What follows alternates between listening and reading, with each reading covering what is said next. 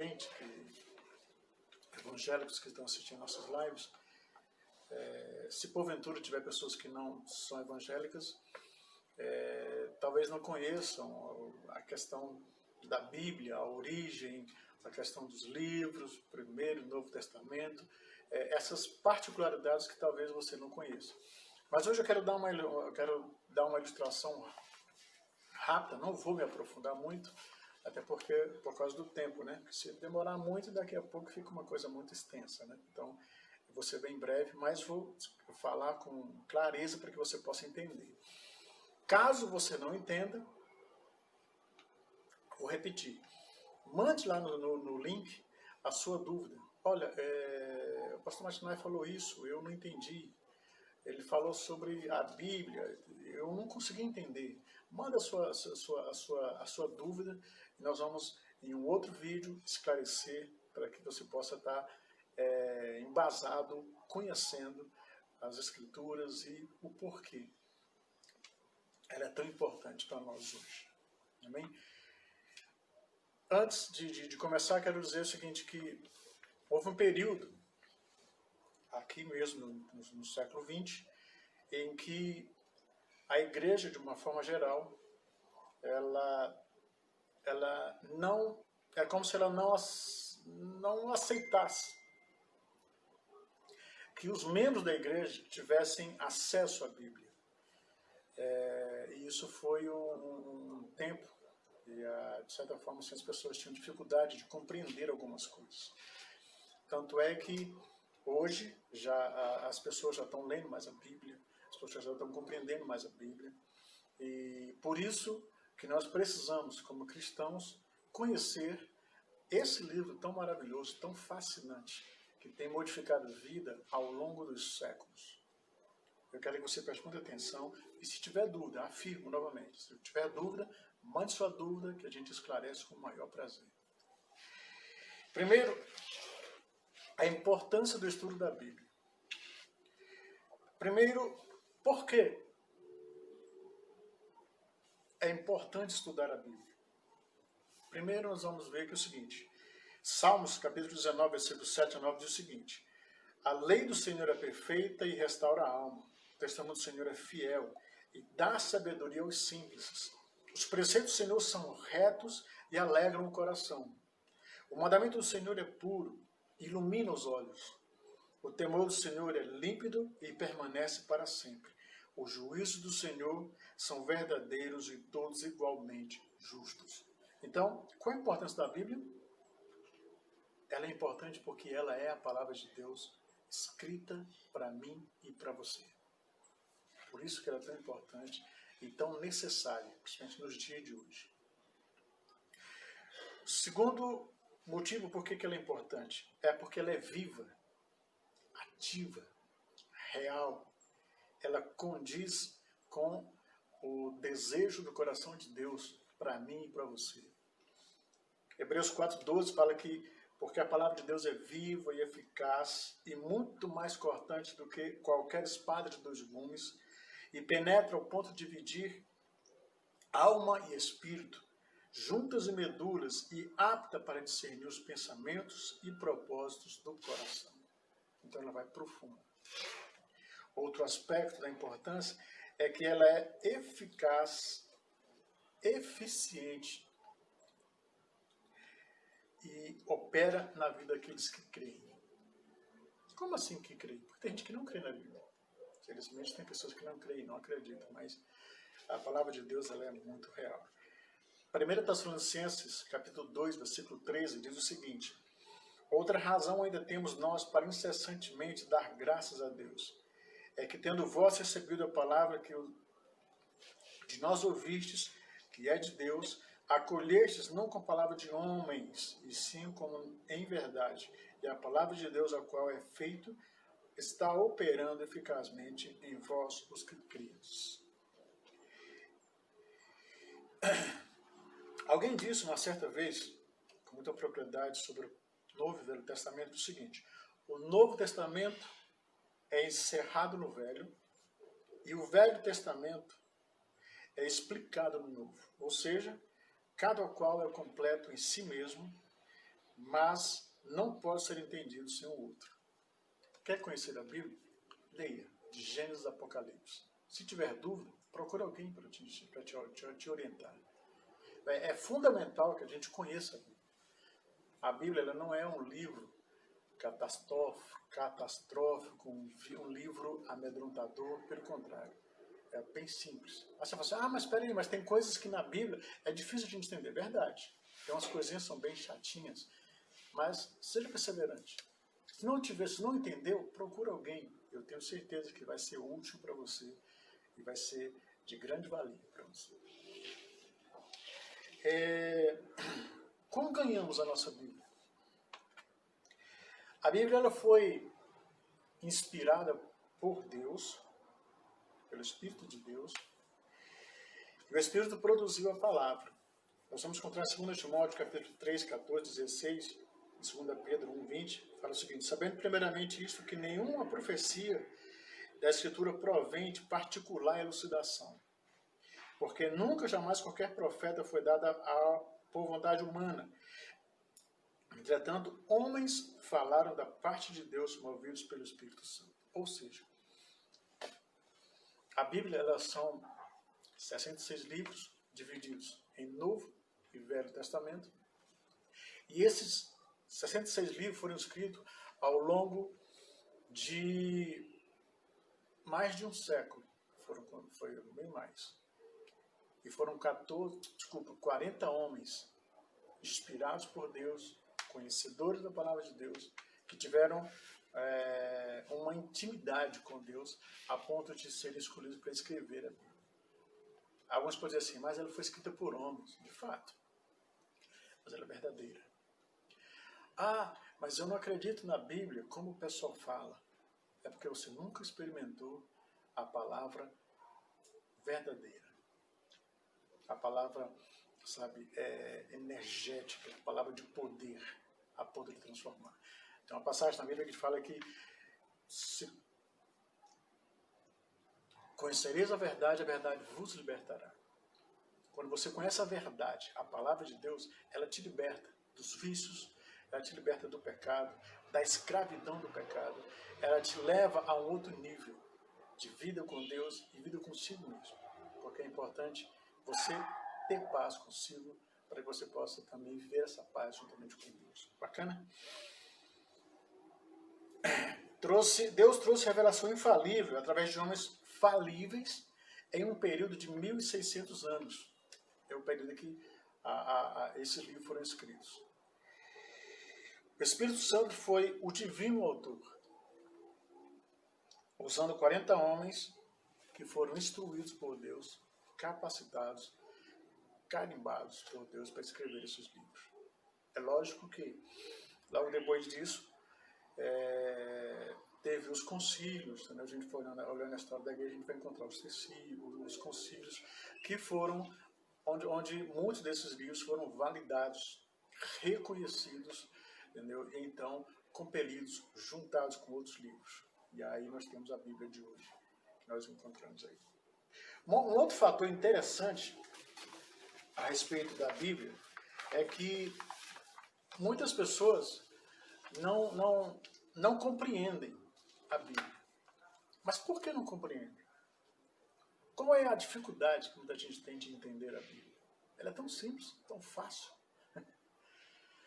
Primeiro, eu quero falar para vocês sobre um aspecto, também não vou me aprofundar muito, até por causa do tempo, mas mande suas dúvidas, a gente vai estar esclarecendo para você. A gente pode fazer um outro vídeo esclarecendo cada ponto para você entender melhor. Eu quero falar sobre a importância da Bíblia e dentro da importância da Bíblia eu quero falar sobre a inerrância da Bíblia. O que significa a inerrância da Bíblia? Para que possamos entender melhor, a inerrância da Bíblia significa que a Bíblia não tem erros. Ela não contém erros algum. Esse conceito é constantemente atacado e o combate a ele, ou não, tem estabelecido uma linha divisória entre os evangélicos.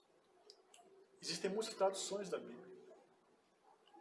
Desculpa, traduções que eu falo, muitas Bíblias com nome diferente. Ah, essa aqui é mais próxima do grego. Ah, essa aqui é melhor. Essa aqui é boa para estudo. Ah, essa é fundamental. Essa aqui, ela é muito boa. Mas todas elas falam sobre o amor, fala o cunho essencial de cada uma dessas, que são de vários nomes, todas elas têm uma essência, que é a palavra de Deus, o amor de Deus, o caminho, que é Jesus Cristo, porque não existe outro caminho que vá ao céu se não for Jesus Cristo. Mas, dentro disso tem a inerrância. E qual é a importância da inerrância? Eu vou falar um pouco, vou dar alguns exemplos, para que você possa entender. Primeiro, inerrância declara: não é possível crer na Bíblia sem crer na inerrância total. Crer que ela pode ter erros é torná-la totalmente indigna de confiança. Como eu falei, tem muita gente que não conhece a Bíblia, e por não conhecer a Bíblia, taxa a Bíblia como um livro comum, como um livro qualquer, como um livro como se fosse um livro de histórias, que não tem fundamento, que não tem sentido ler, mas ela tem sentido sim. Se você fizer uma experiência lendo a palavra de Deus, eu tenho certeza que a sua vida vai mudar, porque a palavra de Deus, ela, como eu falei em Hebreus 4, versículo 12, ela penetra no fundo da sua alma. Ela traz cura, ela traz bálsamo, ela traz vida nova, ela gera vida. A fé que você tem, ela fortalece ainda para que você possa viver uma vida equilibrada, baseada na palavra de Deus. Bacana? Então, dizer que a Bíblia tem erros é torná-la indigna de confiança, já que não é possível estabelecer até onde os erros chegaram. Matérias como a cristologia, a soteriologia poderiam a credibilidade por falta de certeza de que a Bíblia as expõe corretamente. Não importa qual tamanho sejam os erros da Bíblia, o menor deles faz com que as doutrinas bíblicas entrem em colapso. Algumas consequências disso seriam, primeiro, visão literal da seriedade do adultério. Outro exemplo seria a visão liberal da seriedade do homossexualismo, a visão liberal do divórcio e do novo casamento, reinterpretação cultural de alguns ensinos da Bíblia, como submissão da mulher, obediência civil e sexo antes do casamento, tendência a encarar a Bíblia pela ótica da psicologia moderna. Então, se nós formos analisar por esses aspectos, entendeu, que são errantes, a gente vai encontrar erros. Mas a Bíblia, de ponta a ponta, ela não tem erro algum. Mais na frente eu vou lhe dar um exemplo que alguém falou. Outro exemplo da inerrância diluída. Para muitos, brigar pela inerrância da Bíblia é fazer uma tempestade em um copo d'água. Esses dizem que a Bíblia não fala claramente sobre sua inerrância. Contudo, para fazer tal afirmação, eles teriam de mostrar que ela também não ensina isso de modo claro. Por exemplo, o fato de a Bíblia não falar da inerrância no sentido literal, usando esse termo, não quer dizer que essa verdade não seja exposta na Bíblia. É como a doutrina da Trindade. Se você falar na Bíblia, de Gênesis a Apocalipse, você não vai encontrar a palavra Trindade. Mas você vai encontrar vários textos na Bíblia que nos reportam, que nos dão uma base sobre a Trindade. Um exemplo é Mateus 28, versículo 18 até o 20. Ele fala: "Ide por todo mundo e pregai o evangelho a toda criatura, ensinando a agradar os ensinamentos que vos tenho dado, batizando-os em nome do Pai, do Filho e do Espírito Santo. E eis que estou convosco todos os dias até a consumação dos séculos." Esse é apenas um dos textos. Existem N textos que falam indiretamente sobre a Trindade, mas não fala que é a Trindade. Outro exemplo que nós encontramos na Bíblia é a questão da Bíblia. A Bíblia na Bíblia, de Gênesis a Apocalipse, você não vai encontrar a palavra Bíblia. Mas você vai encontrar os livros que foram escritos pelos apóstolos, pelos profetas. E esses livros, eles tinham um conjunto que era chamado de Bíblios. E esse Bíblios tinha todos os livros que foram canonizados, que passaram pelo crivo, que foram reconhecidos pelos pais da igreja e hoje formaram a Bíblia. Outro exemplo que nós vamos encontrar na Bíblia é quando nós encontramos que Jesus dizendo assim, eu sou Deus. Você não vai encontrar na Bíblia Jesus dizendo, eu sou Deus. No entanto, a evidência bíblica atesta a sua divindade. E muitos outros exemplos nós encontramos na Bíblia, que muitas pessoas podem dizer, não, a Bíblia é errada, porque não fala disso. Mas no seu contexto geral, ela dá uma clareza exata sobre aquele assunto. Qualquer assunto que você queira falar, debater e discutir, você vai encontrar respostas na Bíblia. Isso eu garanto para você. Outro ataque contra a inerrância é dizer que ela é uma doutrina nova e que a igreja nunca se preocupou com isso no passado. A inerrância, na verdade, foi defendida por pessoas como Jesus, como Paulo. Jesus falou lá em João 10, versículo 35, ele fala sobre isso. Paulo também fala em 2 Timóteo, capítulo 3, versículo 16, ele também dá uma elucidação sobre a palavra. Sem falar de homens de Deus que defenderam de modo veemente. Dentre esses homens, nós vamos encontrar Agostinho, viveu entre o ano 354 e 430 e afirmou: as consequências mais desastrosas devem seguir-se à crença de que existe algo falso no livro sagrado. Isso equivale a dizer que os homens, por meio dos quais as escrituras chegaram até nós, encarregados de colocá-los por escrito, registraram algo falso nesses livros. Se nesse sagrado santuário de autoridade se admitir a possibilidade de haver uma só declaração falsa, não restará uma única sentença desse livro que, parecendo a algum difícil de praticar ou de nele crer, não possa ser explicada por de uma regra fatal, como a afirmação do qual o autor intencionalmente declarou que não era verdade. Nós vamos também encontrar Tomás de Aquino, que ele diz que em 1224 a 1274 ele fala que nenhuma falsidade pode fundamentar o sentido literal das Escrituras. Outro que deixou um exemplo maravilhoso foi Lutero. As Escrituras jamais erram. Outro homem que deixou também o seu legado foi John Wesley. Se existe qualquer erro na Bíblia, bem poderiam existir 1000 deles. Se existe uma só falsidade naquele livro, não proveio do Deus da verdade.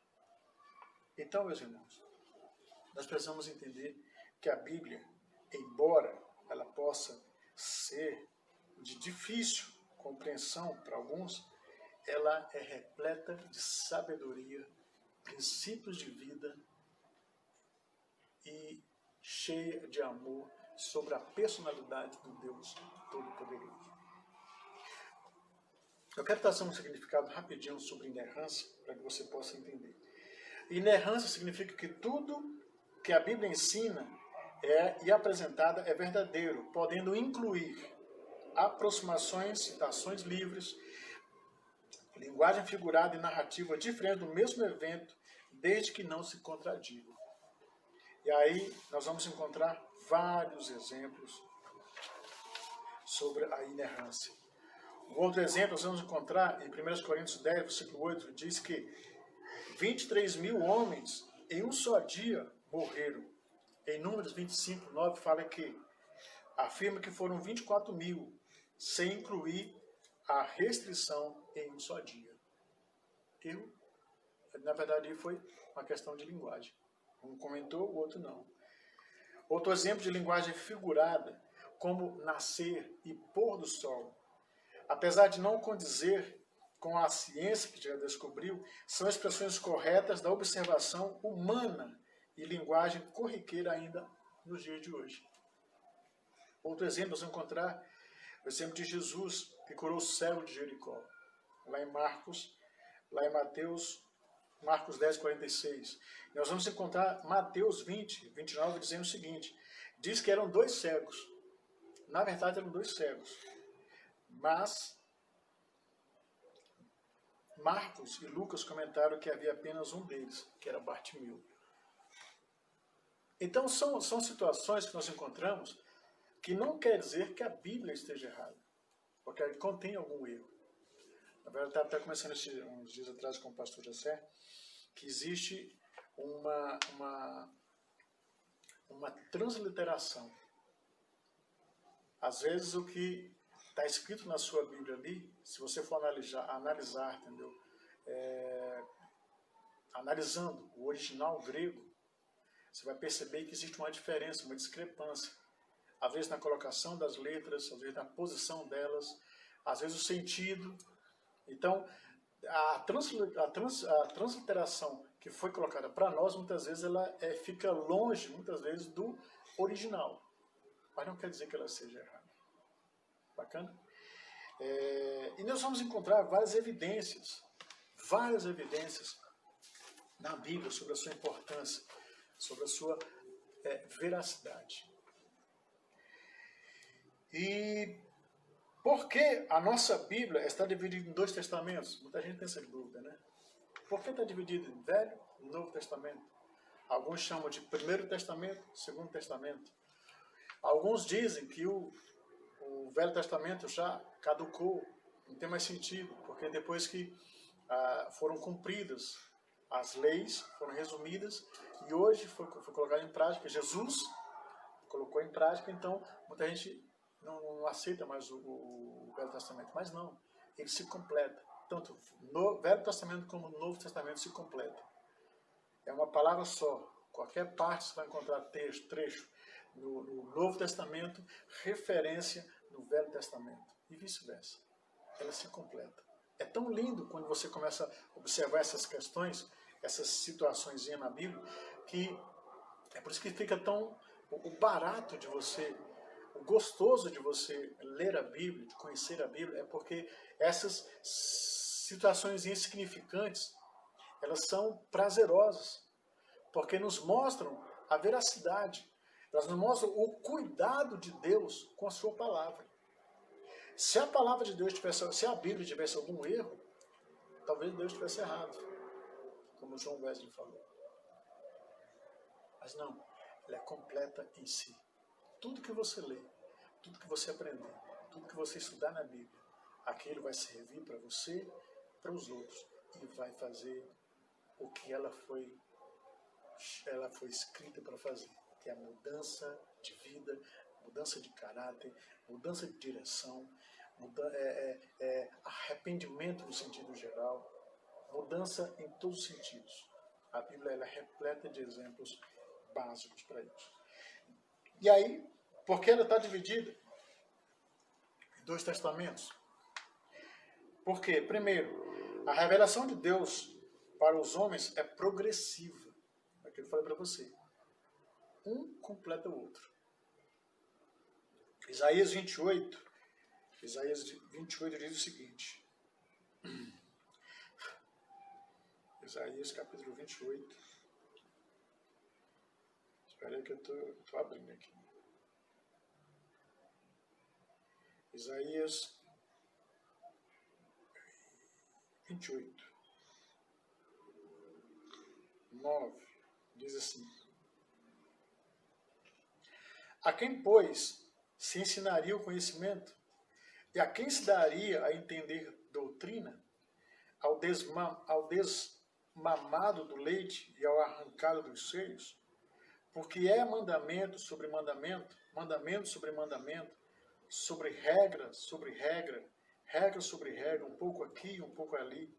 Assim, por lábios gaguejantes e por outra língua falará a este povo. Versículo 12. Ao que disse: este é o descanso, dai descanso ao cansado, e este é o seu refrigério, porém não quiseram ouvir. Versículo 13. Assim diz a palavra do Senhor, e será mandamento sobre mandamento, mandamento sobre mandamento, regra sobre regra, regra sobre regra, um pouco aqui, um pouco ali, para que vão e caiam para trás e se quebrantem e se enlacem e sejam presos. Então, primeiro, ela foi dividida em dois testamentos, porque a revelação de Deus para o homem ela é progressiva. Ela não se atém apenas, vamos supor, à morte de Jesus na cruz. Mas ela fala também do sepultamento, ela fala do ressuscitamento de Jesus. Ela fala também sobre o amor de Deus. Enfim, então ela é progressiva. O segundo, o Velho Testamento era preparatório ao Novo Testamento. O Velho Testamento contava a história desde o início de Adão até o finalzinho do livro de Deuteronômio, que são chamados 5 Pentateucos, que é chamado, desculpa, os 5 livros da Bíblia, que é chamado Pentateuco. E ali ele conta a história de Adão e de Israel até Deuteronômio. Daí então vem os juízes, que são outra parte da história do povo de Israel, e por aí vai, até chegar no Novo Testamento, onde é um complemento. Ali começou a obra, no Novo Testamento ele continua a obra, e quando houver o arrebatamento da igreja, haverá a consumação dessa grande obra. O terceiro aspecto é que o Velho Testamento mostra o tipo e a sombra da igreja do Novo Testamento. Hebreus, capítulo 5, versículo 8, ele fala o seguinte: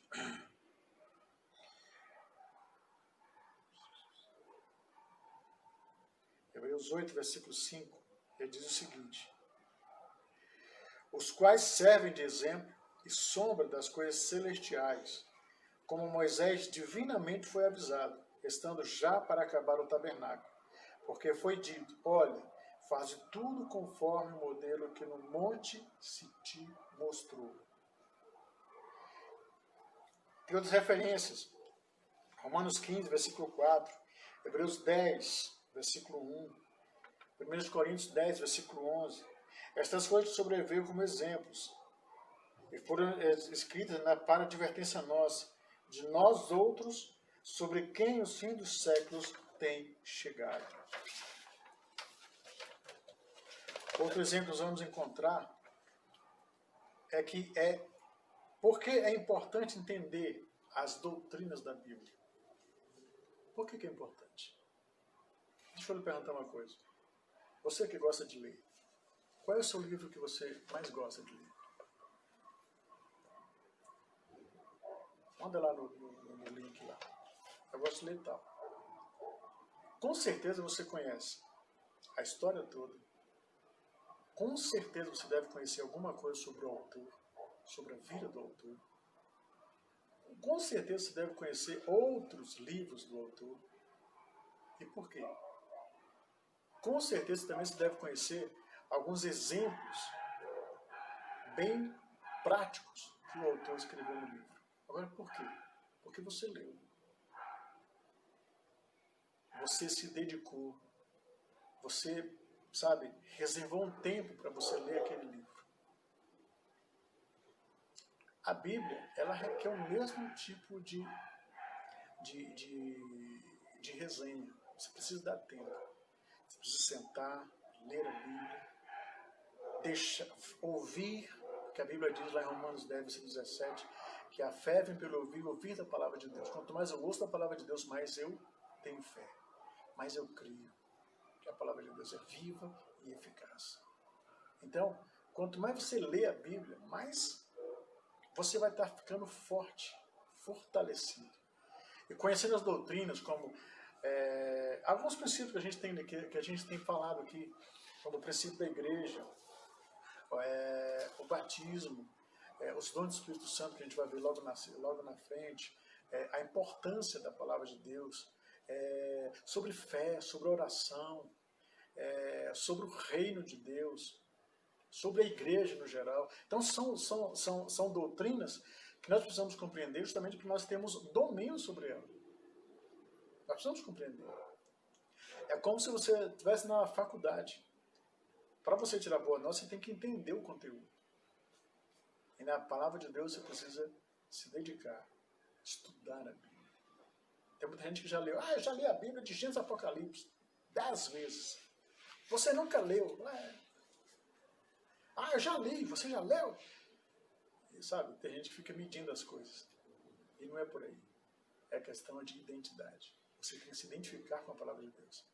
Quando você fizer esse ponto de identificação com a palavra de Deus, aceitando, crendo na sua palavra, naquilo que está escrito ali, isso vai trazer transformação.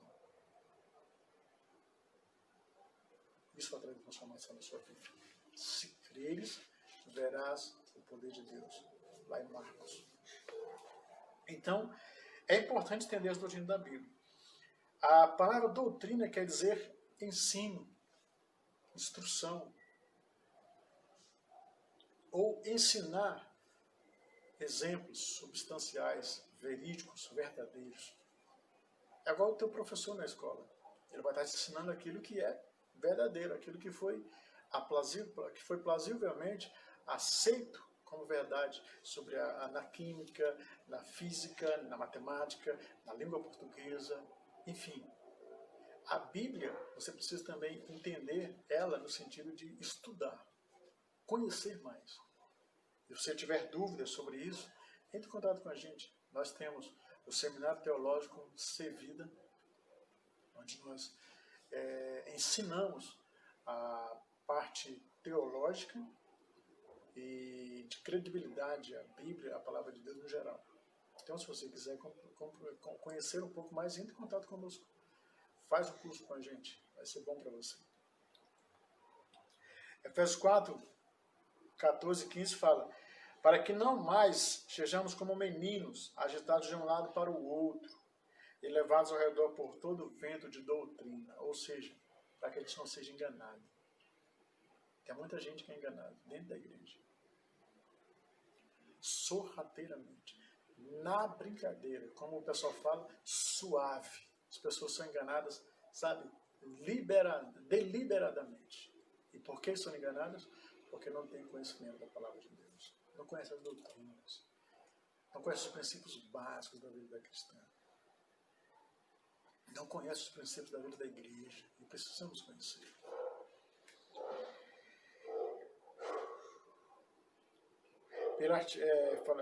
Para que não sejamos mais como meninos, agitados de um lado para o outro, levados ao redor por todo o vento de doutrina, pela artimanha dos homens, pela astúcia com que induzem ao erro, mas seguindo a verdade em amor, cresçamos em tudo naquilo que é o cabeça, Cristo.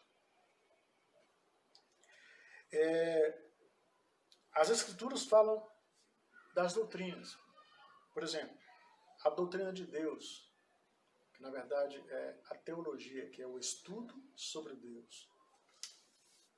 A doutrina de Deus, Deuteronômio 32, versículo 2, nós vamos ver isso. Outra é a doutrina de Cristo, que fala sobre a vida, sobre a personalidade, sobre a identidade de Cristo. Se encontrar em João 7,16, João 9, versículo 10. Outra é a doutrina do diabo. Ele existe. Na história, tem uma doutrina falando sobre ele. Porque você vai conhecer a sua origem, seu propósito, sua identidade. Você vai encontrar toda uma referência ao diabo. Quem é ele? Ele é esse bicho que todo mundo pinta aí? Você precisa conhecer. A doutrina dos homens. Marcos capítulo 7, versículo 7. E também a doutrina dos apóstolos. Nós vamos encontrar em Atos 2, versículo 42, onde fala sobre a história da igreja primitiva. Ali, Deus, então, falou, olha, esperem 40 dias ali, jejuando. Depois disso, eu virei e falarei com vocês. Dali, então, começou o avivamento na igreja primitiva, que foi o Pentecostes. E por aí vai. Ou seja, realmente importa o que nós estudamos e cremos. 1 Timóteo 6, versículo 1 a 3 fala sobre isso. Responda estas coisas aos irmãos, Serás bom ministro de Cristo Jesus, alimentado com as palavras da fé e da boa doutrina que tens seguido. Até minha chegada, aplica-te à leitura, à exortação, ao ensino. Tem cuidado de ti mesmo e da doutrina. Continua nesses deveres, porque fazendo assim salvarás tanto a ti como aos teus ouvintes. 1 Timóteo 4, 6, 13 a 16. Todas as religiões, as verdadeiras e as falsas, são fundadas em vários ensinamentos de doutrinas. Se você não sabia, saiba disso. A Igreja Católica tem a doutrina principal dela, o Bandismo tem sua doutrina, o Candomblé tem sua doutrina, enfim, todos têm a sua doutrina. É onde se baseiam, sabe, os conceitos fundamentais da sua religião. Por exemplo, essas doutrinas cridas, recebidas e praticadas determinam, primeiro, o caráter ou o que somos. Vamos dizer para você, se você é cristão, de acordo com o que você conhece da sua palavra, da Bíblia, da sua religião, daquilo que você conhece da palavra, aquela que traz transformação. As pessoas vão dizer, você é um homem de Deus. Você é uma mulher de Deus. Por quê? Por causa do seu caráter. O segundo, ação. O que fazemos? O que fazemos com esse ensinamento? Guardamos para nós ou replicamos? O outro é destino. Para onde iremos? De onde viemos, para onde iremos? A Bíblia está cheia de respostas para isso também. Daí, a necessidade de estarmos estabelecidos nas doutrinas de Deus. Tito 2,10, Jó 11,4 e 2 Timóteo 3, 14 a 17 fala assim: apegado à palavra fiel, que é segundo a doutrina, de modo que tenha poder, assim para exortar pelo reto ensino, como para convencer os que se contradizem. Amém? Isso é o que nós entendemos sobre o estudo ou a importância da palavra de Deus. Quero deixar claro, se você tiver dúvidas, bota no link lá, olha, meu nome é fulano de tal, eu não entendi isso, e a gente vai ter o prazer de esclarecer para você. Bom, tá bom? Ande seus alvos na semana que a gente está orando aqui, nas terças-feiras, também na live com o professor Gessé, às quintas-feiras aqui, e nos domingos também, nós vamos estar orando também. Bacana? Então mande seu alvo, sua necessidade.